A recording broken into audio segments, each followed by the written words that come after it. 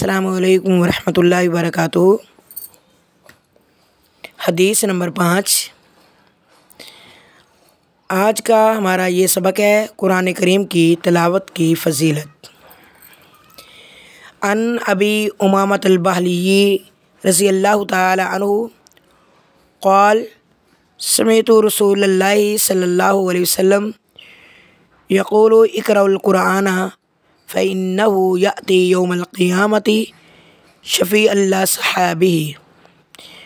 Abu Umama बाहली रज़ियल्लाहु ताला अन्हु बयान करते हैं, मैंने रसूलुल्लाह सल्लल्लाहु अलैहि वसल्लम को फरमाते हुए सुना, कुरान कसरत से पढ़ा करो, इसलिए कि क़यामत वाले दिन ये अपने पढ़ने वाले साथियों के लिए सिफारिशी बनकर आएगा।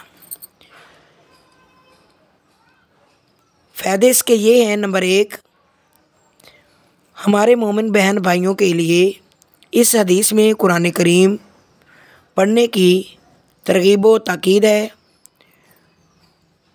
वो अपने वक्त की कदर करें, फ़जूल गुफ्तगू, चुगली, ग़ीबत और फ़ोन पर इधर उधर की बातों से गुरेज़ करते हुए कुरान करीम से ताल्लुक़ रखना चाहिए।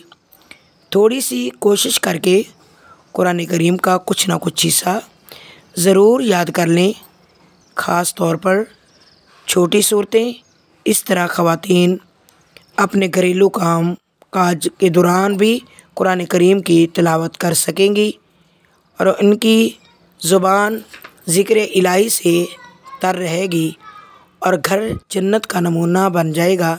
नंबर 2, याद रखिए कि मैयत को कुरान मजीद पढ़वा कर बख्शवाना ये मनगढ़ंत तरीक़ा है। रसूलुल्लाह सल्लल्लाहु अलैहि वसल्लम और सहाबा कराम से इस तरह मुर्दे बख्शवाने का तरीक़ा साबित नहीं है। अल्लाह से दुआ है कि मैं भी अल्लाह ताला सही मानों में समझ के कुरान पढ़ने की तौफ़ीक़ अता फ़रमाए। वमा तौफ़ीक़ी इल्ला बिल्लाह।